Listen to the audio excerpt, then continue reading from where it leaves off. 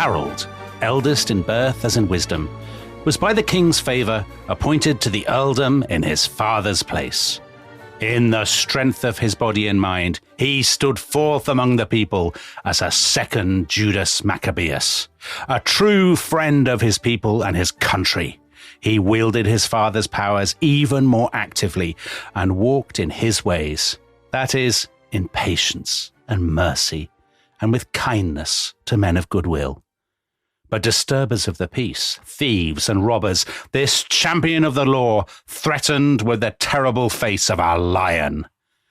Well practised he was in endless fatigues and doing without sleep and food, and endowed with mildness of temper and a more ready understanding. He could bear contradiction well, not readily revealing or retaliating, never, I think, on a fellow citizen or compatriot. Indeed, the fault of rashness or levity is not one that anybody could charge against him. So, Tom Holland, the name of this paragon, this patriotic icon, Dominic Sambrook, this hero, this enduring hero of the English people, a man worthy to stand as England's last true-born king. It is, of course, Harold Godwinson, Earl of Wessex, the man who falls at the Battle of Hastings. And last time we were talking about Duke William of Normandy, the villain of this story. And today we're on somebody who I've always held a candle for. Held a candle for, exactly, exactly. Do you see yourself reflected in his character and his prowess? The terrible face of a lion, endowed with mildness of temper and a ready understanding. Yeah. He could bear contradiction well. I mean, it's all adding up. It's all there, isn't it? Yeah, it's uncanny. It's uncanny. So this is actually from a biography of Edward the Confessor, not of Harold. That's right. So Harold is a supporting character in this book. Yes, a lot of what we know about the reign of Edward, who was crowned at the end of the last episode and goes on to be called the Confessor, not because he's rushing around confessing to things all the time, which is what people often think. It's because there are multiple Edwards and people haven't yet worked out that you could call them the first, the second, the third or anything like that. I think this is a much better way of doing it. I agree. So Alfred the Great Son was called Edward. So he's Edward the Elder. And then we had Edward the Martyr. Yeah. And Edward the Confessor is someone who is a saint but hasn't been martyred, basically. Right. Or that bloke Harold Harefoot. I mean, if you make up a nickname later if necessary. Yes. Brilliant. But that passage that you read comes from a life of Edward the Confessor. Yeah. Probably written in the immediate aftermath of his death, early in 1066, and almost certainly commissioned by his queen, who is a woman called Edith, and who just happens to be the sister of Harold. So you can see that there's a certain... I think these are pretty objective people, to be fair. Yes. Well, you say that, except that Harold is not the only member of his family to be praised in the life of King Edward, because there is also his younger brother, Tostig Godwinson. And Tostig, like Harold, is an earl, and he's described in the life of King Edward as a man endowed with very great and prudent restraint, although occasionally he was a little overzealous in attacking evil, and with bold and inflexible constancy of mind. And we will see in due course today whether that is a fair description or not. Okay. So we're talking today about this family, the Godwinsons, who we left out of the previous episodes because we wanted to do them all today. And they're obviously massive players in the story of 1066 because we've already had three members of the family. We've had Harold, we've had Tostig, and we have had Edith. And behind them, hence the name Godwinson, is this bloke Godwin, who's not massively well known, I would say, in English history today, but is a titanic figure in English history in the 11th century. So tell us a bit about Godwin and why his name carries such significance to people in the 11th century. Well, he is an astonishing example of social mobility, and he's a classic example of how in periods of chaos and change and disaster for lots of people, some can find opportunity. And so to look at how he emerges to this astonishing position of predominance in England, we need to go back to 1016 the conquest of England by Cnut and the Danes. And the consequence of Cnut's triumph is not just the toppling of the Cerdicingas, the traditional ruling West Saxon dynasty, but also the replacement of large numbers of English ealdormen, the guys who are in charge of the various counties and regions in England, by Danish jarls or earls as they come to be anglicised. But there is one Englishman who is appointed to a position of high rank by Cnut early in his reign. And I'm quoting here from the life of King Edward, a man judged by the king, most cautious in council and active in war. And this is Godwin, right, who is simply an obscure Thaine from Sussex. He has no real pedigree at all. And in fact, his father had been arraigned by Ethelred on a charge we're not sure exactly what. And he's very cross about this, and he commandeers 20 ships from Ethelred's fleet, and basically he kind of turns Viking. He goes off kind of raiding the south coast of England. Right. And it may be that this is how Godwin meets Cnut, that because he's essentially turned Viking, maybe he meets the real Vikings. Yeah. Maybe Cnut recognizes a kindred spirit. But certainly, once Cnut has become king, Godwin's rise is astonishingly rapid. So in 1020, Cnut, who up until that point had been serving as Earl of Wessex himself, he's got a large empire to rule. So he doesn't really want to shoulder that burden. So he gives it to Godwin, who becomes Earl of Wessex. Also, he marries him to his own sister-in-law, a Danish woman called Githa. And in consequence of that, you called Harold the last true-born king of England. But I mean, he is half Danish, right? As is Tostig, as is Edith. So we think of them as the embodiments of Anglo-Saxon England, I guess, because they're ruling and living in the twilight of Anglo-Saxon England. But they are also evidence of the way in which England is an inextricable part of the Danish world as well. So in that sense, I guess they are really good embodiments of Anglo-Saxon England, because, of course, for centuries, Anglo-Saxon England has had a huge Danish component to it, hence the place names and the people's personal names and the Thor's hammers and all of those kinds of things. So just on Godwin, you could say about Godwin, yes, he's a symbol of upward mobility. He's also a symbol of collaboration with an occupier. Yes, and it works for him because by the time Cnut dies in 1035, he is indisputably the most powerful magnate in the kingdom. Yeah. I mean, he is a figure whose support is key for anyone who wants to rule as king. And it is evidence of, these powers of resourcefulness, of prudence, of opportunism, of charm that the life of King Edward alludes to. And, this is essentially his own daughter praising him. But clearly the proof of these qualities is the fact that he's able to survive the shipwreck of Ethelred's fortunes, profit from them, and then survive this kind of seesaw chain of succession with Cnut, his two sons, and then Edward. So Godwin shows an unbelievable talent for swimming with the tide. So first of all, he backs Emma and Harthur Cnut. In the wake of Cnut's death. Then when it's clear that Harold Harefoot is going to be king, he switches sides. When Alfred, Emma's son by Ethelred, lands, and people who listened to our previous episode will remember that Alfred gets seized along with his retinue. They all get kind of scalped, blinded, chained up, whatever. And Alfred himself is blinded and dies of his wounds. The guy who is responsible for this is Godwin. Right. It is Godwin who supervises essentially the slaughter of Alfred and his retinue, and supervises the guy who is the brother of Edward, who is going to become king, his blinding in Ely. And then when Harthur Cnut becomes king, Godwin very smoothly moves back to serving him. But his most startling switchback is still to come, because it is Godwin who plays the leading role in finessing the restoration of the original West Saxon ruling line to the English throne in the form of Edward the Confessor. And just to reiterate, it's startling, partly because Godwin has inherited this grudge from his father against Ethelred. Yeah. More obviously, because his entire status as the most powerful magnate in England entirely derives from Danish rule and from the fact that Ethelred's family have been expelled. And above all, I guess, because he's the guy who blinded and essentially killed Edward's brother. But maybe there's an explanation for this, which is that Edward, as we will discuss, has been in Normandy for the great majority of his adult life. So he doesn't have the affinity, the connections, the networks in England.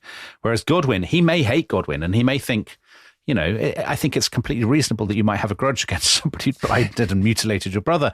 But Godwin does have all the patronage networks, all the connections, and it's presumably hard to do without him. Yeah, so it requires both of them to play politics. It's a bit like, I suppose, Starmer bending the knee to Trump, even though he obviously hates him. Yeah. Sometimes you have to do stuff to get on in geopolitics. And this is kind of what's happening. Yeah. Because they both have every reason for arriving at an accommodation, because both depend on the other. So when Edward becomes king, Godwin is highly respectful. He gives him an absolutely magnificent warship, which is all ornamented with gold, and it has a kind of crew of 80 warriors who are all wearing gilded armour. And in turn, Edward confirms Godwin in his rank as Earl of Wessex, which of course is what Godwin wants. And more than that, he promotes Godwin's sons. So Harold, for instance, even though he's only just 20 by this point, he becomes the Earl of East Anglia, which is a hugely powerful position. And it means that Godwin and his sons are ruling a large swathe of England, albeit under the headship of Edward. But there's a sense in which that's quite a nominal headship, because as you pointed out, Edward doesn't really have the contacts and the affinities that a king who had grown up in England would automatically have had. He seems almost like a foreigner, I think. But obviously the biggest symbol of this is who Edward marries, because when he arrives, he needs a wife. And January 1043, he gets married, and 3 months later, his wife is crowned queen. And the identity of this woman is Godwin's daughter, Edith. I mean, you could hardly have a more powerful, physical, visual symbol of the reconciliation of the two men. Right. And for Godwin, it means that should Edith bear Edward sons, then there's every chance that his grandson will be King of England. So, I mean, it's an incredible prize. Now, Edith herself is a very, very impressive woman. So I'm delighted to say that she was educated at Wilton, the great nunnery there. Yeah. So she's not being ready to be a nun. It's more like a kind of very expensive boarding school. She's very learned in music, in mathematics, in astronomy. She's supposed to have spoken 5 languages. So her native English, Danish, it got from her mother, Latin, French, and brilliantly Irish. She's very skilled at embroidery, and she is described, admittedly by this Life of King Edward that she herself has sponsored, as being ineffably beautiful. I'm sure she was. So anyway, I was kind of reading the Life of King Edward when we got our little kittens that would grow up to become Tostig and Edith. And I called our girl cat Edith because I was reading about this. So she's ineffably beautiful. And there's this wonderful description of her. Edith, gem-like on the kingdom's breast, all virtue's friend. So that's how I like to think of my cat. But no Harold, Tom. That's poor. No, so we did have a Harold as well, but he ran away. Oh, crikey. Yeah, really sad. So he got lost. Right. So we just have Tostig and Edith. Okay. I think that it does Edith, my cat, great credit to have been named after this remarkable queen. She's very, very formidable. And on royal charters, the moment that she has been crowned, she is appearing kind of second to Edward himself.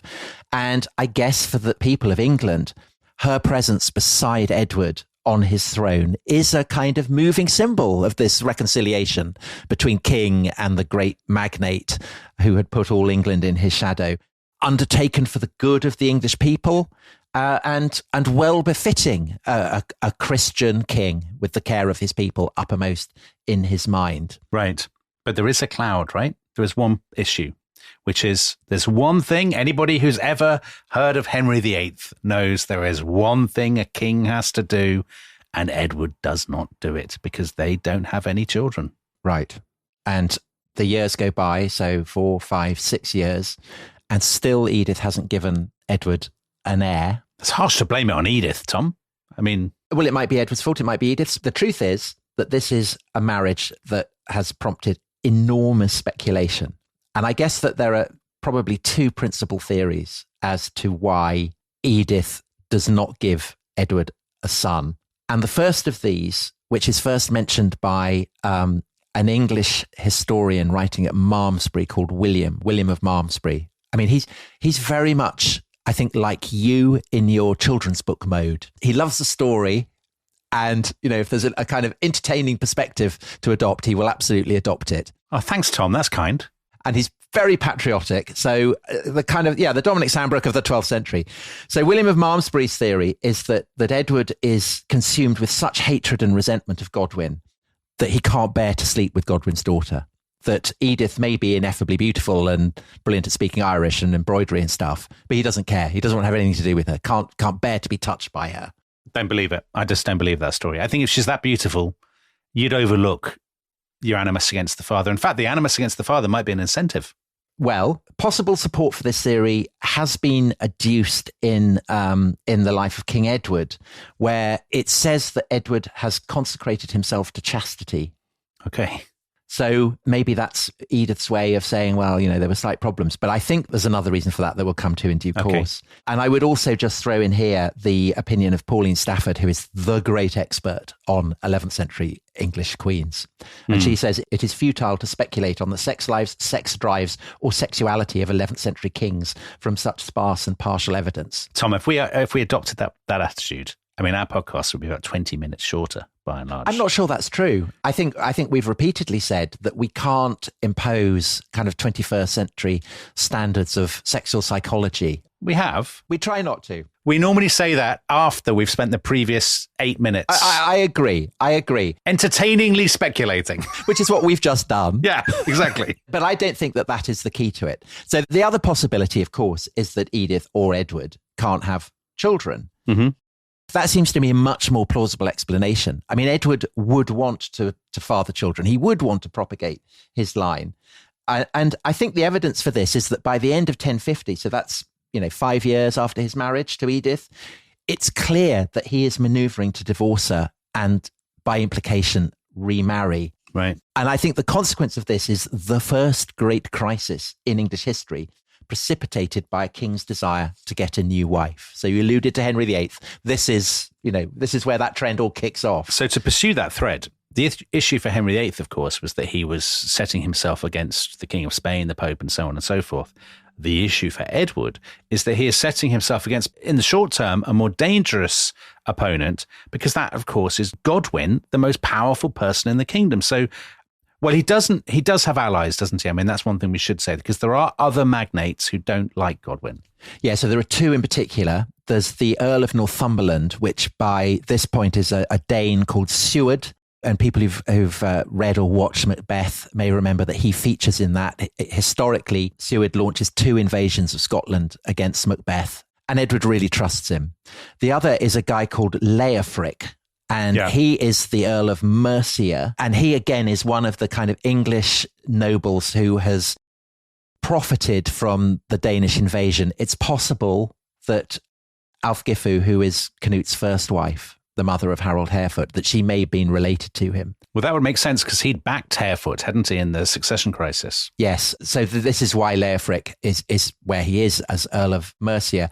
And he is probably best known in English folklore as the husband of a woman called Gogifu, which comes to be Godiva, as in Lady Godiva, who rides naked through the streets of Coventry. Yeah, best thing that's ever happened in Coventry. And it's interesting because Leofric in that is cast as a man who is exacting too many taxes. And it's a reminder again of the fact that in the 11th century, the English are the most heavily taxed people in Western Europe. Right. So it's all about the ability of earls to extract money from people. And then what about the Normans? Because Edward, of course, has spent so many years in Normandy, and he brings some Normans with him when he comes, doesn't he? He does. Yes, he does. And we talked yesterday about how in France there is this brewing military revolution, of which the most prominent symbol is the castle. And actually there are Normans who are given lands in England and who build castles. So one of them is a brother-in-law of Edward. He's called Ralph, and he has the brilliant sobriquet of the Timid, which I think is what I would have if I was a Norman lord.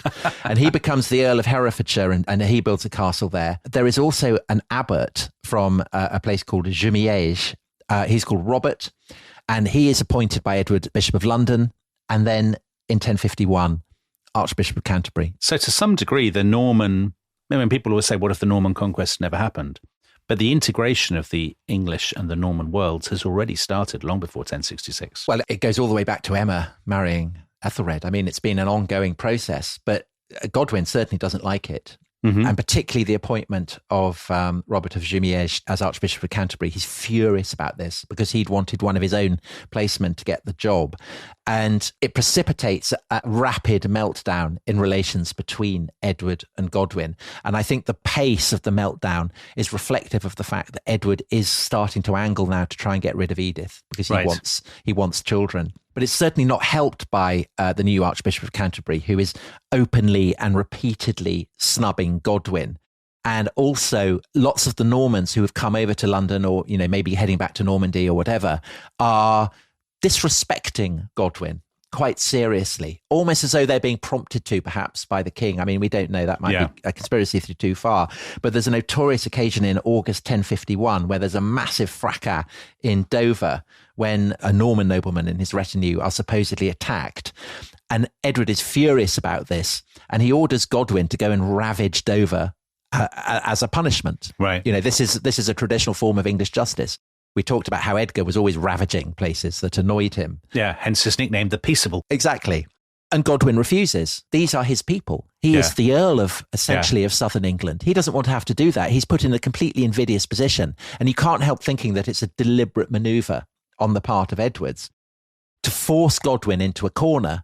And the consequence of this is that by September 1051, Godwin and his sons are starting to raise their levies. They're preparing for war. And Edward then summons Seward and Leofric, the Earls of Northumberland and Mercia, to raise their levies and come to his defence. And these two great armies confront each other. They're lined up, but then they hesitate. And the Anglo-Saxon Chronicle explains why. Some of them considered that it would be great folly if they joined battle. Almost all the noblest in England were present in those two companies, and they were convinced that they would be leaving the country open to the invasion of our enemies and be bringing utter ruin upon themselves. Isn't that interesting that they're already anticipating the possibility that, neighbouring predators might make a move? But, I mean, think about it. These are all people who've lived through the Danish conquest. I mean, I'm sure they're thinking of the Vikings rather than the Normans. But, I mean, they know that a house divided is it's not a good place to be. So negotiations are opened, and it's agreed that Godwin will come to London in a fortnight's time after this meeting, and he will be put in trial. And Godwin agrees, and he's planning to go to London with his army. Mm-hmm. But his levies start to melt away. And even before the 2 weeks are up, he realizes that, he's finished. And so he takes horse, takes ship, heads off to Flanders. And his wife and sons also flee. So Harold flees to Ireland. The only significant figure of the Godwin family who is left is Edith, Edward's queen. And she is immediately packed off to a nunnery. Edith will say that it was Wilton and will imply that it was a kind of a rather pleasant retirement. But probably she is sent off to another nunnery, which effectively serves as a prison. So shades of the Merovingians, which we talked about in the Franks. Right. So here we are at the end of 1051. The Godwins, it looks like they're out, they're down. But I guess the issue for Edward now is that by kicking out the Godwins, he has thrown his lot in completely with Seward and Leofric. And he's in their power to some extent, isn't he? I mean, basically because there is now no counterbalance to them. Yes. And so it's not surprising that they are confirmed in more grants of land. Harold has been the Earl of East Anglia. There's now a vacancy.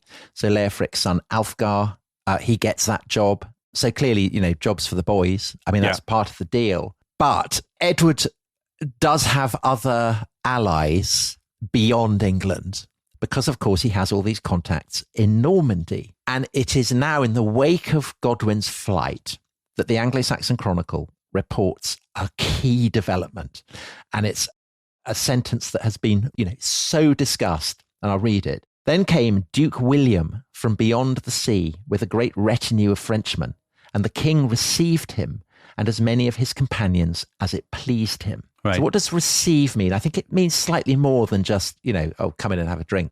Right. It's more kind of, William is almost becoming his vassal. He's offering him kind of pledges of support in a way that affirms Edward's rank as king. But the question then is, well, what has Edward given William in return? And the Anglo-Saxon Chronicle doesn't say. No English source says.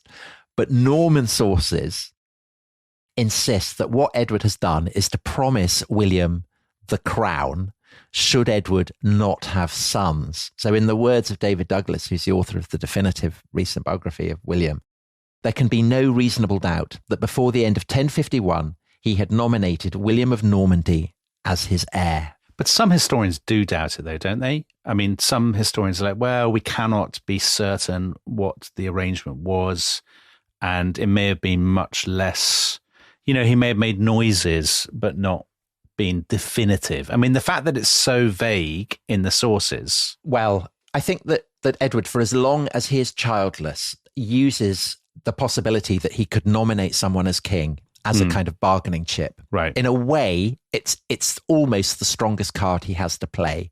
Yeah. And I'm fairly sure he does suggest this to William. But of course, one of the reasons why he does it is that he is kind of, he's looking to get a new wife. He's looking to have a son. And if he has a son, then, no problem. William won't become king. But the problem is, of course, that, he doesn't yet have a wife or a son in place. And you could imagine that if Edward had not had a son, and if this agreement on Edward's part that William became king in his succession had gone through, you could imagine quite a kind of, a peaceable process of succession, that William might well have become king. And the whole process would have been a lot less brutal. But the thing is that all of this is dependent on Godwin and his family remaining safely in exile. And I guess that if there is a theme of this series, it's the fact that people who are driven into exile always come back. They always come back. Well, almost all the people we talk about spend time in exile, don't they? And make astonishing comebacks. And this is what happens in August 1052. So the year after Godwin's flight. Godwin has not been twiddling his thumbs. He has been recruiting an enormous fleet. He's been raising an army.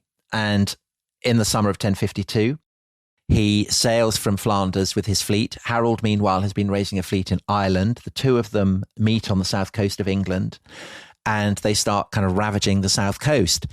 And Edward is thrown into a panic. He doesn't have the levies to hand, or indeed the fleet, because he's actually cut back on the taxes that would have kept the fleet going. Very, very foolish move.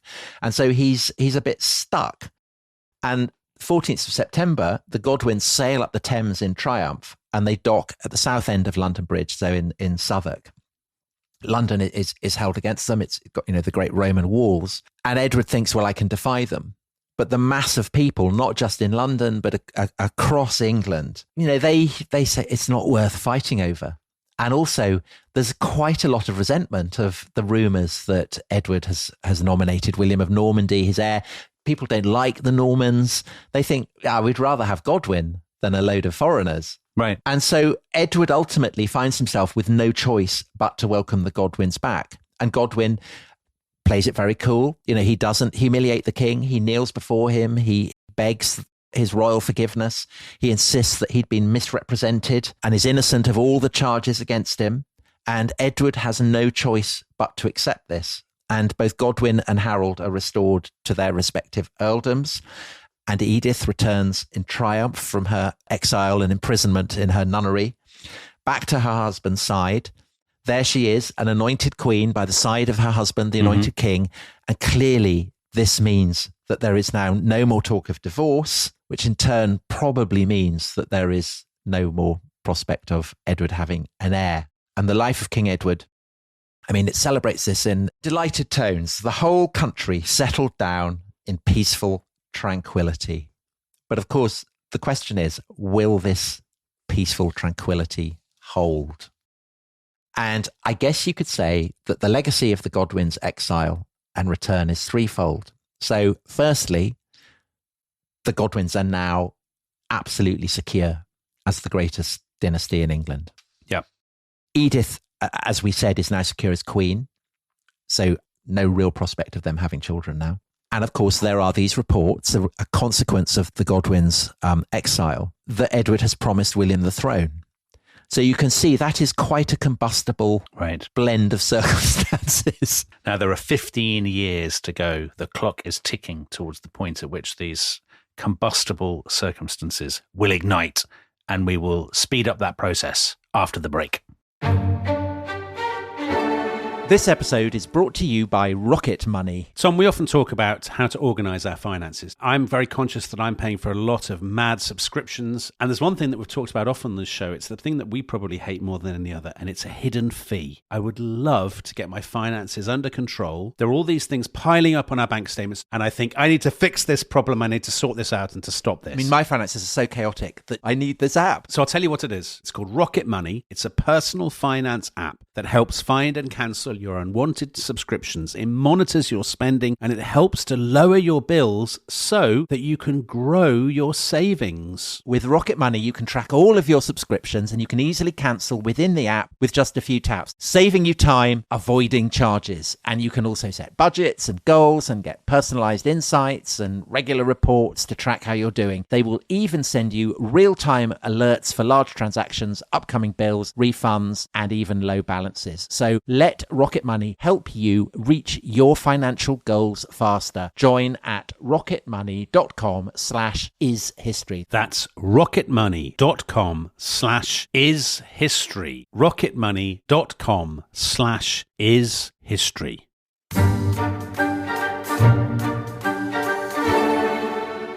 Beyond the walls of London, beside the River Thames, there stood a monastery dedicated to St. Peter. It was an insignificant place, and under its abbot, only a small community of monks served Christ. The king, therefore, devoted as he was to God, fixed his attention on the spot. For not only was it close to a rich and famous city, but it was also a delightful spot, surrounded with fertile land and green fields, and near the main channel of the river, which bore abundant merchandise of wares of every kind for sale from the whole world to the town on its banks.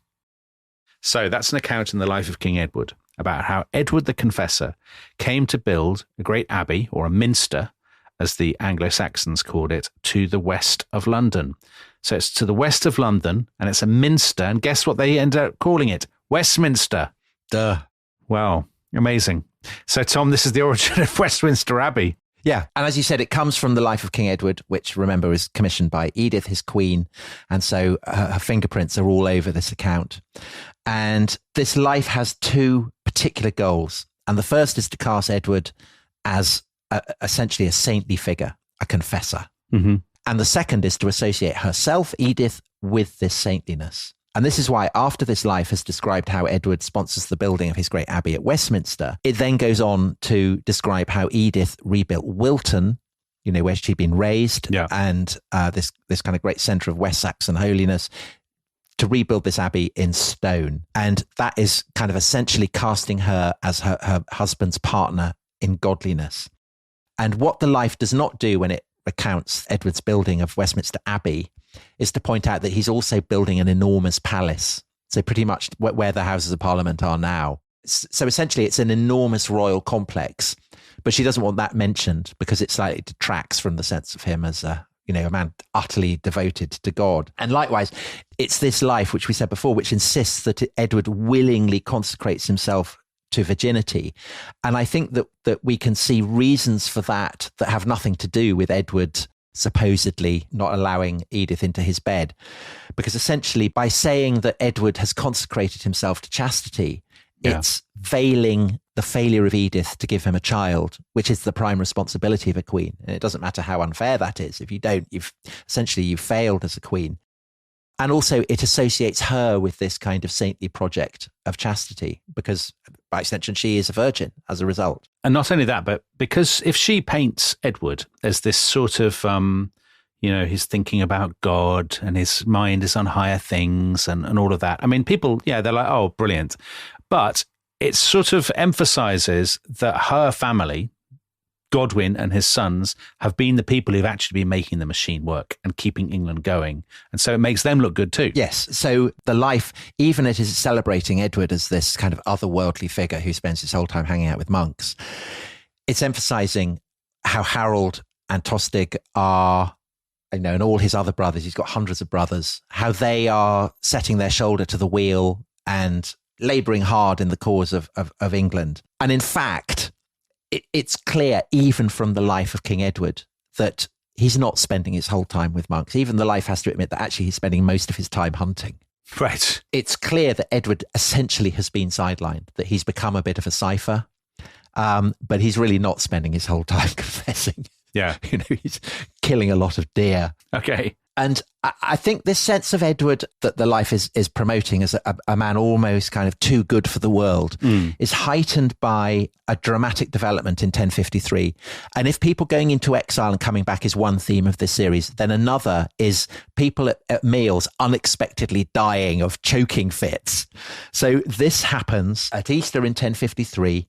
Godwin is with the king in Winchester at a great Easter feast, and he chokes to death. But there's no suspicion here of foul play, is there? I mean, this just seems like an occupational hazard of, are they just eating an enormous amount of like ill-cooked meat or very tough meat? I mean, who knows? Yeah, I don't think there's any hint.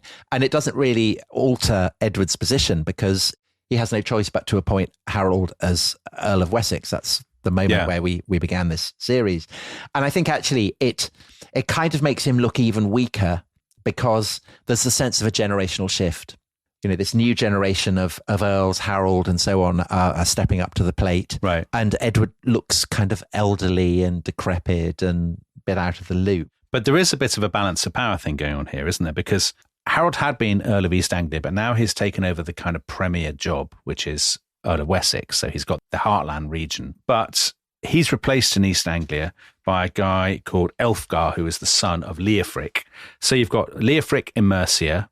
You've got Elfgar in East Anglia. You have this bloke Siward in Northumbria and Harold in Wessex. And Edward can kind of play them off against each other, presumably. There's a bit of a balance. I'd agree there's kind of balance of power there. But then in 1055, so that's only 2 years after the death of Godwin, there's another dramatic development because Siward dies, the Earl of Northumbria. People just keep dying in history, don't they? It's an occupational hazard of being an 11th century Earl, I think. Right. And the huge question is who is going to succeed Siward as Earl of Northumbria? And Harold leans on Edward. Edith leans on Edward.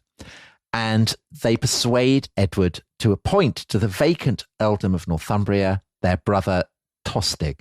And the life of King Edward, unsurprisingly, thinks this is brilliant.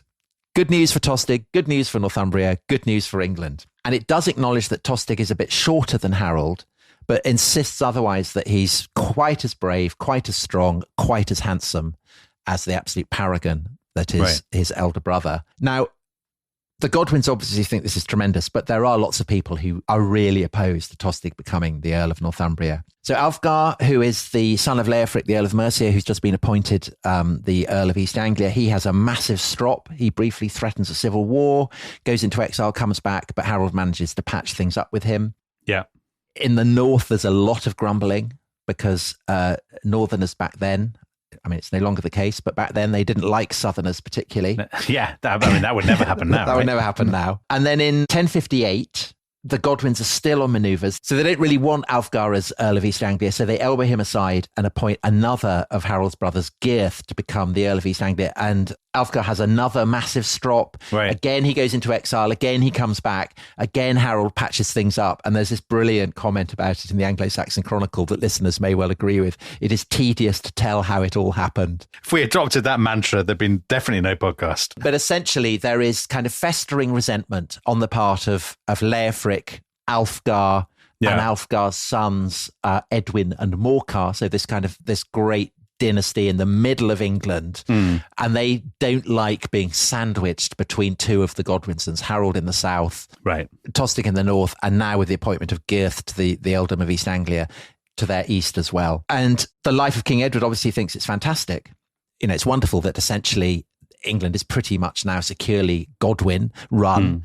And exclaims, and so with the kingdom made safe on all sides by these nobles, the most kindly King Edward passed his life in security and peace. That's lovely, but obviously King Edward is not going to last forever. And there is this massive question mark about what happens if, assuming, I mean, I think everyone's probably assumed by now, haven't they? He's never going to have a son to succeed him. He and Edith are never going to have children. So the question now is, who comes next? Because everybody must be thinking this from the mid to late 1050s onwards. Right. And as the 1050s turn to the 1060s, the fame of Harold as a warrior grows, but so also across the Channel is the fame of another great warrior, William, the Duke of Normandy. Right. The fame of Harold is complemented by that of William, and the fame of William is complemented by that of Harold. And the sense of them as these two great models of warrior lords. People know what the implication of this is. You know, that there's the prospect of an almighty crash coming. Right. So to look at Harold first, his record in the 1060s. In 1062, he launches a surprise attack on this guy called Gruffydd ap Llywelyn, a prince who has made himself king of pretty much the whole of Wales. That's a very rare occurrence. Wales is normally very kind of patchwork of rival princedoms. But this Gruffydd has made himself king of Wales, and this is obviously seen by the English elites as a direct threat to them. And Harold launches a surprise attack. Gruffydd is taken completely by surprise. He manages to escape, but the following year in 1063, he's cornered in the wilds of Snowdonia and decapitated, and his head is sent to Harold, who then sends it on to Edward the Confessor. Meanwhile, across the Channel, William has invaded and successfully annexed Maine, which people who listen to the previous episode may remember is the kind of the border zone between Normandy and the great county of Anjou, the Normans' deadliest enemy, really. And William has done this in a very brutal and effective way. And a chronicler in praise of William says, "Terror was sown across the land." And the consequence of this is that William now has nothing to fear from his southern flank.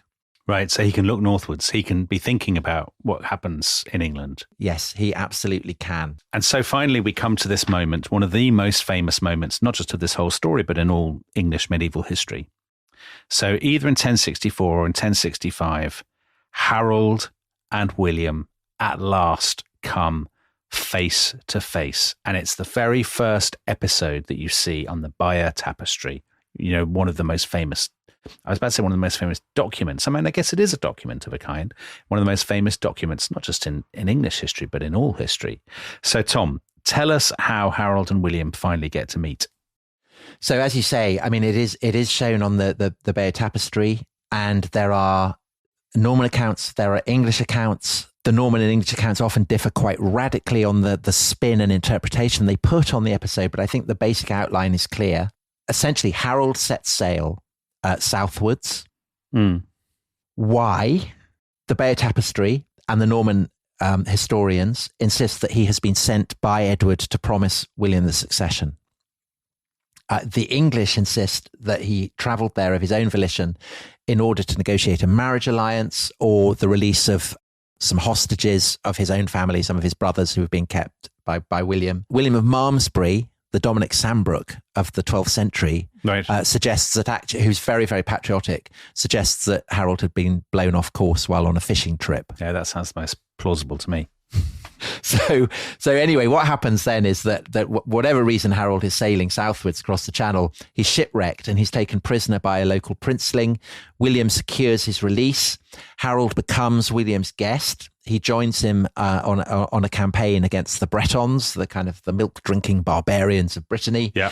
And he watches the Normans in action. He watches their cavalry. He watches them build their castles. He is able to see their military operations up close. And when they're not fighting, William and Harold are talking geopolitics. And it's evident that Harold, who is very charming, very proficient in making people like him, gets William to talk about his ambitions. William talks about how, you know, he feels he has this right to the English throne. He wants to press it. He absolutely believes that Edward has promised him the throne. Mm-hmm. And Harold then swears an oath on the bones of saints that he will uphold William's claim to the English throne.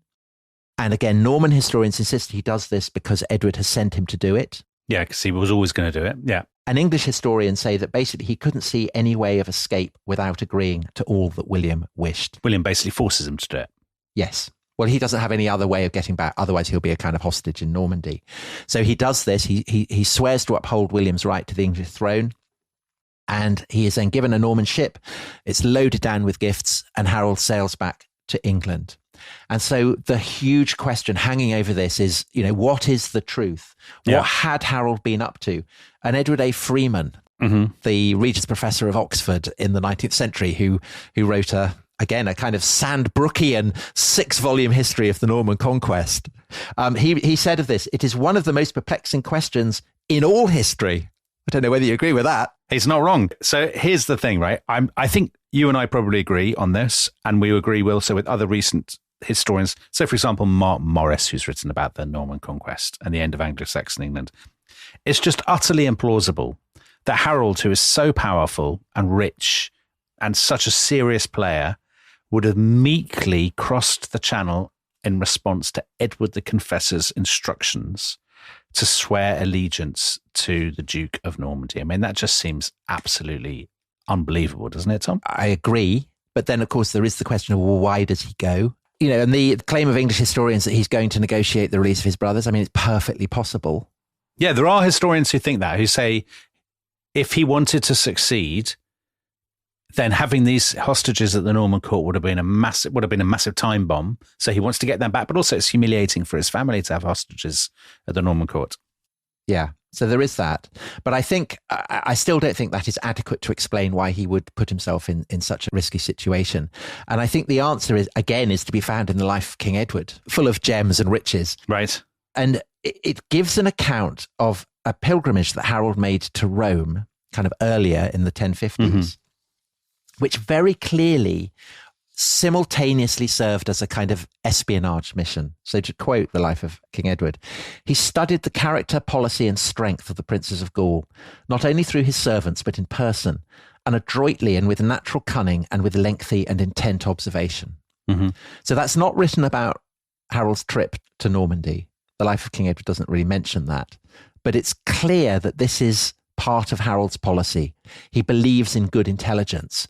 And I suppose because he rates his own powers of observation, he wants to see it for himself. Right. And I suspect that he's going to try and get his brothers back. But above all, he's doing it because he wants to spy out the Norman way of war. Most people in England have no awareness of the kind of military revolution that is occurring. But Harold obviously does, because he's been to France and he's seen it. And he wants to see how this revolution is operating specifically in the context of Normandy. He wants to see how the Duke's castles are built, the aggressive use to which they can be put, the potential of the Norman cavalry. And the problem for Harold, of course, is that to extract himself from this spy mission, he does clearly have to swear this oath. I mean, everyone, essentially English as well as Norman, accept this. But I guess he would say, needs must. And again, there is a wonderful phrase in the life of King Edward about Harold, which reads so true, that it was his way ever, the life of King Edward says, to pass with watchful mockery through every ambush. I love that. I love that phrase. Watchful mockery should be our watchword on this podcast. I mean, that's basically what we do. Well, good for Harold. I think he's come out of this splendidly. Even though he's sworn an oath on the bones of saints, which he has no intention of keeping. Tom, I mean, have I ever struck you in all the years of doing this podcast as a man who cares about oaths sworn on the bones of saints? I think I'm more the kind of person who would worry about an oath sworn on the bones of saints. I'm more the watchful mockery. I enjoy a bit of watchful mockery. I mean, I do think this is potentially a massive, massive issue for Harold that he underappreciates, because while he's clearly aware of this great military revolution that is brewing in France, I think he underplays the extent to which there is a moral religious revolution happening as well. I like him more and more. That's great. Yeah, but it's poor intelligence, as we will see in due course, because it doesn't help his case, I think. Anyway, but we will be coming to that. And I think clearly what it means, the fact that he has sworn this oath and he's now presumably preparing to break it, it means that if he does become king, then invasion is inevitable. So why is Harold prepared to risk it? Well, he is not the only powerful figure, obviously, from his family in England. There is also his brother Tostig, who commands the northern marches. And the life of King Edward again celebrates this pairing, the two great brothers, in very, very inspirational tones. Two great brothers of a cloud-born land, the kingdom's sacred oaks, with joined strength and like agreement, they guard the bounds of England. What could possibly go wrong? Right. Well, it does go wrong, doesn't it? So we get to 1065. Harold is obviously thinking, the clock is ticking now. Edward the Confessor is old and he's ill. So the end could well be coming, and Harold has obviously got his eyes fixed on the English Channel, thinking, if it all kicks off, I need to make preparations. But to some extent, maybe he's turned his back on and forgotten what's been going on in the north of England, because in the north, where Tostig is in charge, things are not good, are they? Right. So the north is a pretty tough place to keep in order. It's poorer than the south. It's notoriously violent. So according to the life of King Edward, travelling parties of people up to 20 or 30 are regularly being kind of ambushed, robbed, murdered. You have the King of Scotland, who's an increasingly menacing presence beyond the border. And even the women in Northumbria think nothing of sticking the heads of captured Scotsmen on poles. So it's a frightening, intimidating place if you're from the south. I mean, very, very different today, obviously. And I think because of this, because Tostig, who's been raised in the south, essentially sees it as a terrifying place full of intimidating women and Scotsmen and all kinds of horrors, essentially he doesn't go there very often. And he leaves his own placeman to organise it and run it for him. And it prevents him from forging the kind of personal links that an earl needs to have. And his character also is not as charming. He's not as adroit. He's not as kind of calculating, I think, as either his elder brother Harold or his father Godwin. And even the life of King Edward admits this. So it writes, renowned for his courage and cunning, but also possessed of an often fiery temper, he had tended to respond to hints of restiveness with all the forcefulness he could muster. And to make matters worse, he's put taxes up, hasn't he? So people are not happy about that. Yeah. And the problem is that he's putting up taxes as the service that he's providing as an earl is going into rapid decline, because the King of Scotland, Malcolm, so as in Macbeth, the king who has succeeded Macbeth, he can scent opportunity. And throughout this decade, the decade of Tostig's earldom, Scottish raids are becoming more and more regular and more punitive. So Lindisfarne, the Holy Island, where Cuthbert had been the abbot, that gets sacked. Cumbria is annexed. By the Scots. Crikey. By the Scots. And I mean, this is infuriating for the Northumbrians. Yeah. They're having to pay all these taxes, and yet the Scots are endlessly coming down and kind of, looting them and killing them, and it's not good. And had Tostig been in Northumbria more often, he would have been able to read the runes. I mean, literally, because there's quite a lot of runes up there. Oh, Tom, that's a great metaphor. Well done. But he doesn't. And as a result, on the 3rd of October, 1065, a group of rebels against Tostig's rule wipe out his placeman in York and capture the city. He's taken completely by surprise. He has no idea that this was coming. And it's evident from what then happens that this conspiracy has been very carefully planned, very carefully coordinated. And so Tostig's adherents across Northumbria are targeted for elimination. And the Northumbrians proclaim as their new earl a son of Alfgar. So that's the grandson of Leofric, the Earl of Mercia. And this is a guy called Morcar. And I mean, Morcar is a Mercian. He has nothing to do with Northumbria. But clearly the rebels in Northumbria have decided that the dynasty of Leofric is the only one that can kind of basically go toe-to-toe with the Godwins. Isn't there an interesting shadow story here in the Norman Conquest, which is, we always think of it as kind of Normans versus Anglo-Saxons and Danes, but actually there's this rivalry between these two families, the family of Leofric and the family of Godwin, that runs through, I mean, we're talking about decades of English history leading up to the Norman Conquest. And it's quite subterranean, I think, in the sources. Yeah. But when you look for it, you see it everywhere. And definitely this is what's happening here. So down south, Harold and Tostig are with their sister and King Edward in Wilton. So again, Wiltshire and the Salisbury area. Lovely to get the Salisbury area in. The centre of action, where they've assembled for the dedication of Edith's great stone abbey that she's been building as a parallel to Westminster Abbey. And Harold immediately rides north to try and negotiate with Edwin and Morcar and the Northumbrian rebels, because by this point they've all joined forces and they're marching southwards. And Harold meets with the rebels at Northampton, and the rebels say, we're not going to have Tostig anymore as Earl. Strip him of his powers, exile him from England. He's a shocker. We don't want him. And Harold desperately tries to save his brother. I don't think there's any doubt about that, but the rebels are having none of it. And so Harold returns to Edward, who is still in the Salisbury area, at a village called Britford, where one of my friends from school lived. And Harold says, look, it's not looking good. I'm really sorry. I think Tostig is going to have to go. And Tostig is furious about this and madly thinks that Harold is in on the conspiracy as well. I mean, he's completely lost it, and demands that Harold raise the levies of Wessex and goes to oppose Edwin and Morcar and the Northumbrians. But Harold, there's no way Harold can do this. It would be fateful for England, but it would obviously be fateful for the Godwinsons. And it would be fateful for his prospects as becoming king of England. Yeah. And he knows, of course, also that William is lurking across the channel. So he refuses. And Tostig has no choice but to go into exile. So 1st of November, he, his wife, his Thanes leave England for exile in Flanders. And Tostig's wife is a daughter of the Count of Flanders. So he can kind of expect a welcome there. And the shock of this completely unexpected kind of bust up, it's come from, lightning from a clear blue sky, has a very bad effect on Edward, whose health worsens. He goes into a decline.